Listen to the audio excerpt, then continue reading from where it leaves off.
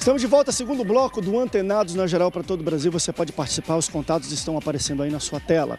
Vamos falar um pouco agora sobre qual é o conteúdo. A gente falou um pouco sobre esse currículo que o pastor Paulo Moro trouxe para a gente, mas o que se deve ser falado e conversado durante um culto familiar ou um culto doméstico? Deixa eu falar por quê. Eu tenho uma preocupação muito grande, até debatendo aqui, gente, de quando nós misturamos um pouco esse momento que é para ensinar a Bíblia, para falar de Deus, para ter comunhão, com outros momentos, como a gente está falando, de debater sobre namoro, que se pode ou não pode fazer coisas. Eu já vi situações, e isso me preocupa, de, por exemplo, de um pai tratar a questão da leitura bíblica como um castigo. Meu filho, tu não sei o que, tá de castigo, vai para o teu quarto e vai ler a Bíblia.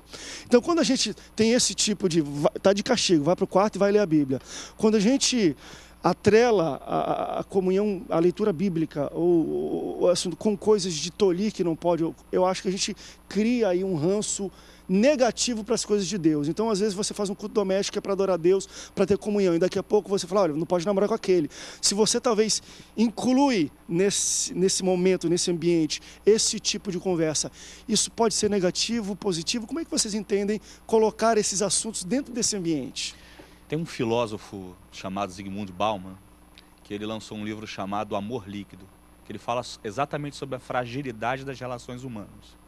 Ele destaca nos capítulos dele que nós nos reunimos muito mais para comer, para consumir, do que para compartilhar os nossos problemas.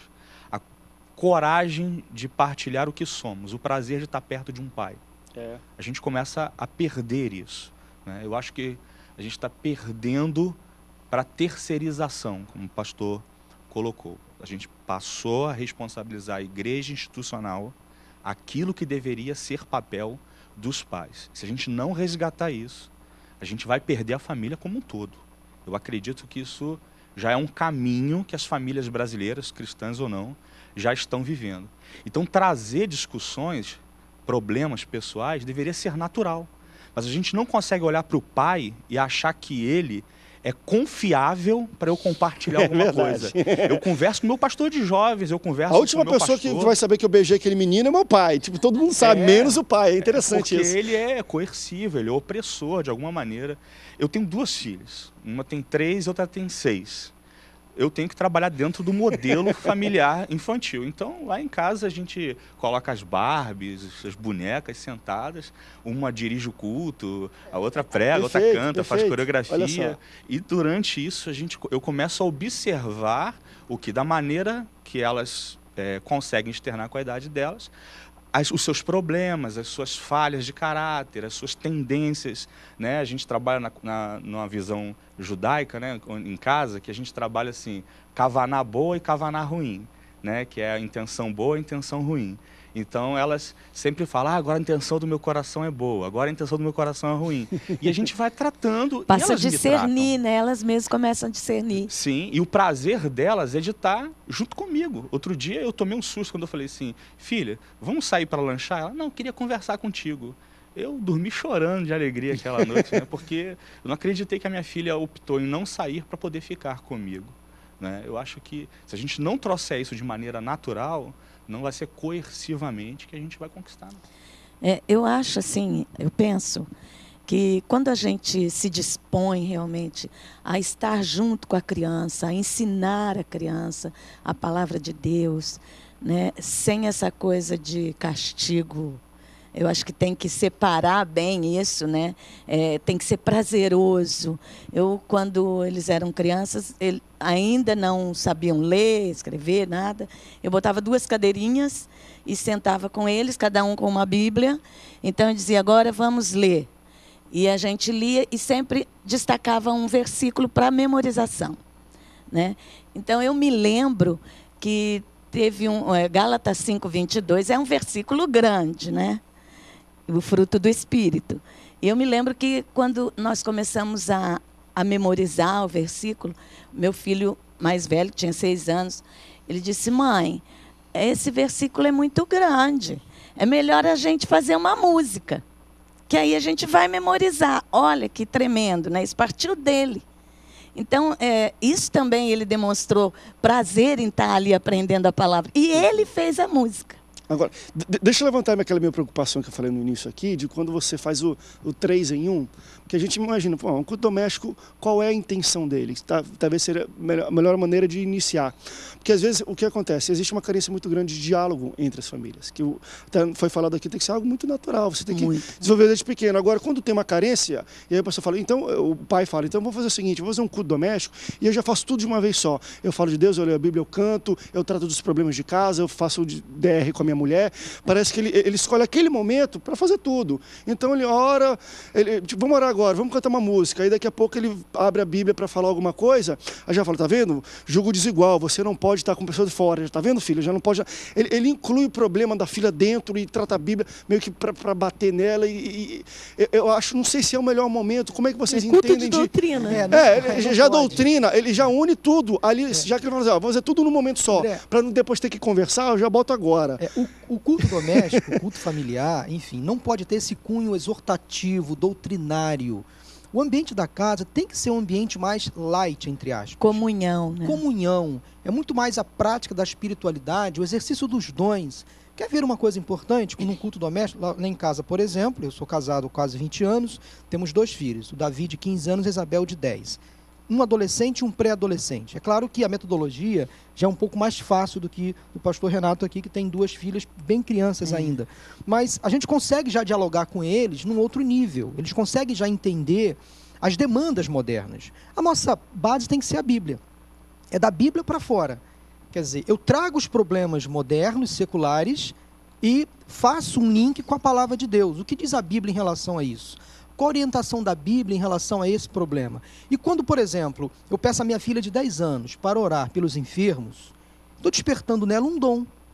Quando eu peço meu filho de 15 anos para orar pelos missionários, eu posso estar despertando nele um dom.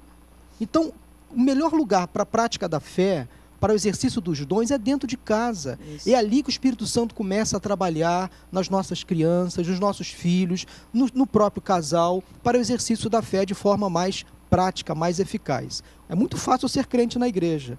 Lá é muito fácil. A paz do Senhor, pego a minha Bíblia, dou glória a Deus, aleluia, canto, louvo, com as mãos erguidas, como se eu estivesse ali em plena intimidade com Deus. Mas se em casa eu não refletir aquilo que eu sou na igreja, anula toda a minha vivência de fé. E o crivo da família, pai, você está falando isso mesmo? Está na Bíblia? Para mim, o senhor? É um crivo diferente, porque eles conhecem o pai porque que tem que ser exemplo, né? A primeira coisa, eu atendo muitos casais lá no nosso ministério. E eu procuro colocar isso, olha, exerça o seu sacerdócio na sua casa. Nós não temos a responsabilidade de ensinar seus filhos, de educar os seus filhos na palavra. A responsabilidade é sua. Exerça isso e você vai se obrigar a dar exemplo. Porque quando você fala, você sabe que eles vão cobrar. A criança cobra, né? E é interessante que esse culto ele vai mexer com você também. Claro. Porque quando você se depara com uma situação que você sabe que todo mundo sabe que não é bem aquela, você se depara com, olha, eu tenho que mudar. Não está certo. Então, o culto doméstico trata todo mundo. Eu achei interessante. Isso realmente é uma coisa que na igreja ela está extinto. É difícil, as pessoas não acham tempo para fazer e alguns não acham importante. Porque o que é importante a gente faz, né? Não, mas foi interessante do jeito que você colocou. Não é que não tem tempo, elas não acham tempo, porque o tempo está lá. É só ela querer achar. Temos 24 horas, não né? É importante, eu acabo deixando para depois. Mas eu acredito que tem uma outra questão que tem que ser repensada. É que nós não suportamos ficar sentados muito tempo. Nós hoje somos tão acelerados, né? Outro dia eu postei um vídeo para um amigo, eu falei assim, assistiu? Ele, não assisti porque ele tinha 8 minutos. Olha, Ou seja, ele não suportou ficar 8 minutos assistindo um vídeo. Então, nós somos tão acelerados que a gente não consegue perceber que as coisas mais relevantes da vida requer tempo para que elas fiquem de pé. Né? Eu não vou suportar ter um culto familiar porque os meus filhos eles não conseguem ficar muito tempo fora da network, sabe? É muito difícil para eles não estar interagindo. A gente ouve testemunhos de famílias que se falam dos cômodos pela rede social. Eu acho isso um absurdo num lar cristão. Se bobear, o cara fica postando. Aqui, ó, culto familiar. Enquanto tá tendo culto agora, o papai está falando. A gente não consegue deixar de comer e não postar o que comeu. Não é? Então, é tão complicado isso que entra na questão que o Bauman, que eu citei anteriormente. A fragilidade das relações humanas. A gente não aguenta conviver por muito tempo. Verdade. Então, como repensar, como reavaliar isso? É o grande desafio da igreja, talvez. André, eu acho, não tenho certeza, e todos concordam aqui, que a família está em crise, vivendo um momento de também acho. Verdade. Mudanças, né? E muitas parte dessa crise começou a acontecer quando a família terceirizou a fé, a prática e o exercício da fé, a igreja institucional. Ou seja, lá na igreja, no templo, é lugar de adoração. Tirou da casa esse privilégio. E se a gente for pensar à luz da palavra de Deus, desde o Antigo Testamento, Deuteronômio 6, capítulo 6, versículo 4, naquele famoso Shema bíblico, Israel, de Deus, ouve, ó Israel, no versículo 7, tem uma recomendação sensacional. Ensine-as com persistência seus filhos em casa. Em casa. Então, no Novo Testamento, a prática da fé passou a ser exercida de casa em casa e no templo, mas fundamentalmente em casa. Ou seja, cada família tinha o seu momento de devoção a Deus. Então, parte da casa, da família, a partir daquela família, de casa em casa e também no templo. Outra questão importante que eu quero citar aqui: terceirizamos a fé religiosa, a fé cristã, e terceirizamos também o ensino secular, as escolas. Ou seja, dentro de casa eu não tenho tempo para ensinar meu filho. Eu não tenho mais tempo para tirar alguma dúvida dele de matemática, de português, porque isso é papel da escola institucional. Então, a educação institucional é que é responsável em educar o meu filho.